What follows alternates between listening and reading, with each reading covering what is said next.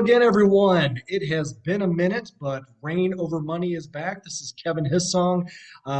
Took a little bit of time off, working on some other things, and it's springtime around the homestead, so that keeps me busy as well. But hey, we're back at it, episode 13. Today, we are going to be talking about financial planning versus retirement planning, with really the focus on financial planning today. The next episode that I may even record tomorrow, just to kind of keep it all together, is going to be on retirement planning. But today the focus is on financial planning and really what are the differences between the two, because I think a lot of the times those words get overlapped. So thanks again for joining us. Again, Kevin Hissong, Rain Over Money. Like, subscribe, visit us out at rainovermoney.com. If you're watching on the video, yeah, I've got a new microphone here we're trying out for some better audio. We're learning as we go here. So some better audio, maybe some better video down the road, and some other fun things. Hard to believe we're kind of one quarter into this, 3 months into this, rounding out the first quarter. It's been amazing to see the progression in follows and downloads and things like that. So this is really fun. It gives me great momentum to continue to do this. And based on some of the feedback I'm getting, some people are getting some help out of this. So that's what I'm here to do. And let's just keep it rolling. So today, focusing on financial planning versus retirement planning. A lot of times these words get used interchangeably, but I want you to think about it this way. A financial planning is an ongoing, ever-evolving process that can start, whenever you want it to start. I think for myself, financial planning started really when I got my first career job, I guess you'd say in 1997. Got my first career job, was getting a consistent paycheck. I had an opportunity to invest in a 401k. That's when my mind kind of got wondering, what am I doing with my money? How am I being organized with my money? Again, a lot of the things that we talked about in the ROM Diamond, in terms of that starting at the bottom of the platform, getting your money organized, getting your debt organized, your cash organized. And then it kind of leads into these steps of financial planning, retirement planning. You just start thinking about other things.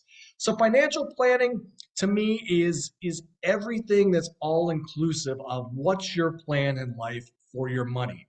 It can be specific goals. It can be general goals. For example, obviously a general goal would be retirement. The money you're putting away as part of your financial plan, what part of that is going to your retirement? Others may be specific goals, like, I'm just throwing some things out here because one can always dream. Maybe you want to get a beach house or a lake house or something like that sometime down the road. So maybe you've got an eye on that, and part of your financial plan is setting money aside and being able to withdraw money at some point to purchase something like that. Or maybe it's putting your children through school. If you have children, one way may be contributing monthly to their 529 or college plan. Another just may be setting aside money that is going to assist them potentially in paying for college as you get a little older and your children get a little older. So all that goes into it. And there's some tools out there you can utilize. And if you already work with a financial advisor or a financial planner, again, those terms are so interchangeable that some financial advisors that you work with may be more focused on money management and investing your assets and how to grow them. And that may be their forte and what they're really good at. While other people may be more generalists. They may take a more holistic approach into what are you trying to accomplish with your finances, your investment portfolio, the money you make over your lifetime. Where do you want that money to go, and where should we look at planning? And the best way I think to break it down is near term, midterm, long term. Your near term goals being, obviously the money that's going day to day to your budget. Is your budget balanced? Do you have an excess? Do you have some disposable income that you can then turn around and invest or put towards a different goal? Midterm goals may be, if you're just starting out, buying your first house, getting married, obviously an expense with the wedding, things like that, or moving on from your first house to a new house, having children, everything that goes along with that. And then you've got to start to factor in costs like daycare, schools, whatever it may be. So there's always, cost out there and things that you're going to need to be planning for, and you need to keep your eye on. because things can sneak up on you, and we need to be prepared to be able to accommodate any of those situations that come up. So one thing that I have used, a tool that I have used, because again, if you're working with a financial advisor, financial planner, they can help you and walk through this with you. They should be asking you questions about your wants and needs. And we're going to get into a specific uh, episode about wants and needs in the future, because that actually is an important piece to all this, is deciding between what is really a want and what is a need in life. But you're going to get questions about that, your wants, your needs. Where do you see yourself in 5 years, 10 years, 20 years down the road? You may not have a clue, but it's good to at least maybe think uh, out further and then kind of back your way into things. It's one thing I've always enjoyed from a financial planning standpoint and from a retirement planning standpoint is, dreaming a bit, dreaming about what I want my perfect retirement to be, or what I want to be able to pass on to my kids, other things that we may want to do in life, and work your way back. You may not be able to reach all those goals, but if you can work your way back from where you see yourself wanting to be and work your way back on that, you can see maybe where you want to set aside some money and try to create some growth and focus on those goals going forward. So financial plan can be a little bit of a dream, but it's also very realistic, especially for the near term and what's currently going on in your day to day. And as we go through the quarters and years in the immediate future, and then the midterm, and then down the road. But again, I mentioned one of the tools I utilize, and I have no idea how I found this. Probably just because I'm a bit of a cheapskate, or frugal, as we say. We don't like to say cheap; we like to say frugal. Um, was out. Gosh, this was probably, that's hard to believe, but it's probably 15 years ago at least. I came across a tool called the Flexible um, Retirement Planner, or Flexible Financial Planner. Um, it's a tool that a company or a gentleman um, put together that's out on the web, and I'll put the link out on the website, and I'll put it in my Twitter link and everything else when I release the episode. Um, but it's a really neat tool in that it's kind of part financial planning, part retirement planner. And I'm going to bring it up again when I talk about the retirement planning side of this. But from a financial planning standpoint, this is a really cool tool because much as many financial advisors and financial planners utilize some type of financial planning retirement tool, this is a tool you can just kind of go out there and play around with. You can just do it via the web. You can actually download it to your computer and utilize it. But it allows you to put in a lot of different things. Obviously, your current assets that you have, current income, what you plan on putting into your different accounts in terms of investments. But other things it allows you to do is specifically set up when certain expenses are going to take place. And that's what I really like. For example, we've got our retirement plan set up. And again, I've been using this since like 2000, um, gosh, I don't know, maybe like 2010 or so. And it's amazing. I've been plugging in numbers for the last 13 years or whatever.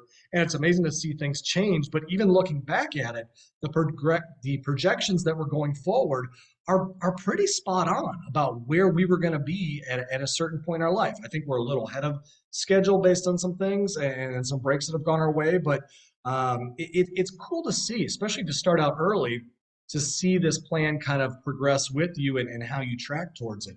But one thing it can do is allow you to put in specifics. So, for example, as I was saying with us, um, when our children go to college, we've got the two children, when they go to college, we'd like to be able to set aside maybe $2,000 a month um, to help them with college. So you can factor that information in there. Now they do have their 529 plans and all that, so hopefully that will take care of the majority of it.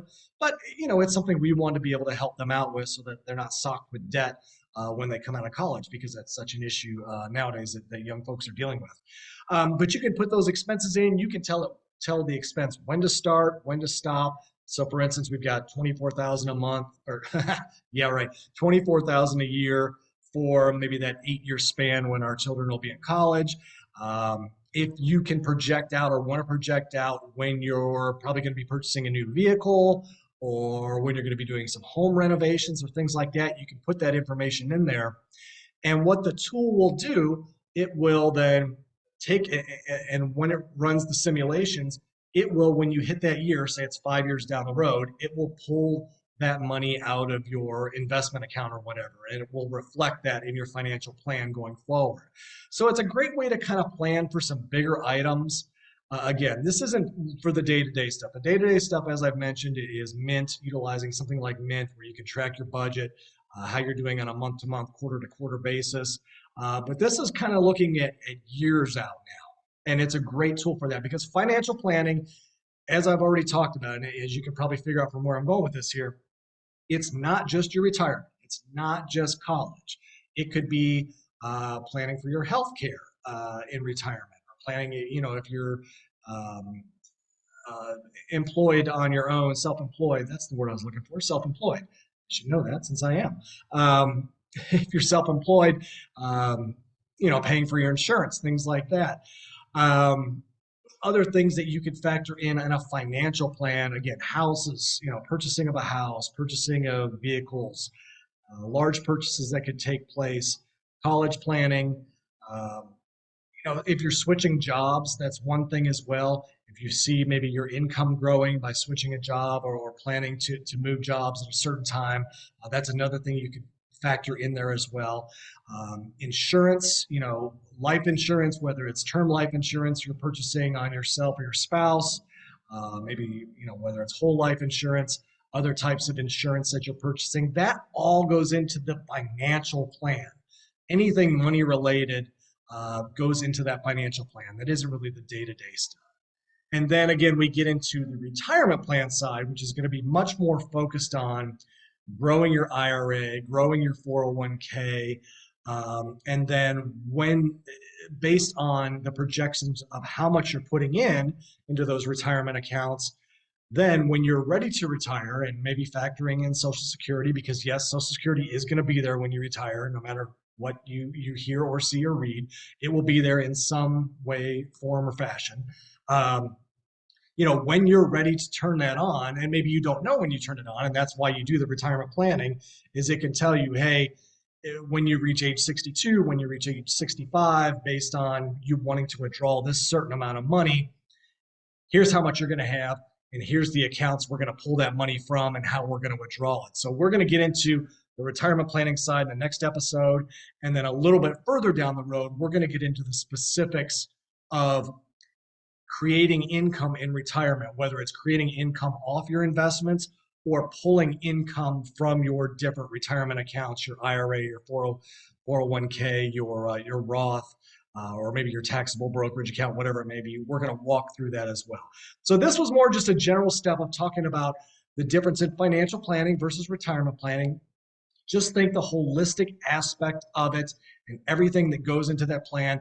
And remember, a financial plan should be something that you're updating, whether you're working, doing this on your own or working with a financial advisor. You should, via phone or via in person, meet with your financial advisor once a year. That's why it's important for any changes that come up in income, in in costs or expenses. Maybe you get an inheritance, something like that. Those are all things that are going to factor in and potentially change your financial plan that you need to share with your financial advisor. And again, I think that's why it's important, because so many people that I've run across over the years have had multiple financial advisors. And if you've got money at different places, it's tough to get one path. That's why you need to work with somebody, find someone you trust, whether it's through referrals, through family members that you talk to, someone who's worked with somebody a long time that is a trustworthy, a fiduciary that's going to do things on your behalf without bias, and create that relationship so it's trustworthy enough that you can share with them all your information, because that's the only way, just like a doctor. The only way you can get a proper diagnosis is if you share all the information. The only way with a financial advisor that you can get a proper financial plan and proper planning for retirement is by sharing as much information as you have and can. So, try and meet with somebody, that person once a year, via phone or via in-person meeting, or if you're doing it yourself, update your plan once a year, or at least review it once a year to see how things are, because it's amazing. And I get so much enjoyment out of it, is going back and looking at the numbers. And I'll go ahead and there's no reason I don't feel um, worried about sharing that information. I should share some of our old financial plans and show you how things have changed over the years. I think it'd be refreshing for some people to see kind of the transparency and see how things change. So I'll try and get those together in a shareable format and get that out there just so you can get an idea of how I've used, uh, our financial plan over the years and how we've kind of changed things and mixed with things. Because I'm still trying to figure out, what's the proper year to fully retire. Um, got a pretty good idea about when I want to take Social Security, but not sure about my wife, and maybe some other things that go along with that. Still have our wants and wishes out there of things we potentially want to do in retirement. So it's great still to work back from those and try and find where the assets can go to cover that information. So that's kind of what I wanted to cover for this episode. Again, this is still staying kind of general. And just so you all know, if you've been following Rain Over Money, we're going to work our way through the ROM Diamond completely. I will have the new version up there with the financial plan and retirement plan where those triangles go in the diamond. But we're going to work our way through the diamond completely, and that will continue to be very general information that many times you've probably heard pieces of it before, but that's going to give us the roadmap to dive deeper. So after after the diamond is complete, that'll kind of be the end of season one, and then starting in season two, we're going to start diving into the details of each area, and we're really going to get specific. I mean, some of these episodes, many of these episodes, we will spend just focused on one part of one piece of these triangles. Like I said, I've got hundreds of episodes in my head, so we got time. We'll get through it all together. So that's all I wanted to cover today. Financial planning. Look for the retirement planning version coming up here shortly. Maybe I'll get it out tomorrow as well. I don't know if I'll release it this week. I may release it next week. But I hope you enjoyed it. As always, if you have any questions, thoughts, concerns, things you've heard that were not clear, or maybe you're hearing some things regarding financial planning from an advisor you want to run past me, feel free to reach out. I've been amazed that the folks that have reached out to me just with information from their investment advisor and whatnot that they've heard and kind of just wanted a second opinion. And I'm not here to give recommendations, but I'm happy to take a look at things and based on my knowledge and what I've come across in the past, take a look and be a sounding board for folks when it comes to that information. So feel free to reach out at contact@rainovermoney.com. Reach out on Twitter, Instagram, so on and so forth, or comment on the YouTube or anywhere else that you receive this information. So again, I want to thank you for joining us. Give it a like, give it a subscribe. Visit the website, rainovermoney.com. We'll have a link to the flexible planning tool out there, and we'll have more information on the tips and tools area as I get them. Thanks again for joining. My name is Kevin Hissong. Enjoy it as it's warming up for spring, and we'll talk to you again real soon. Have a great day, everyone. We'll see you.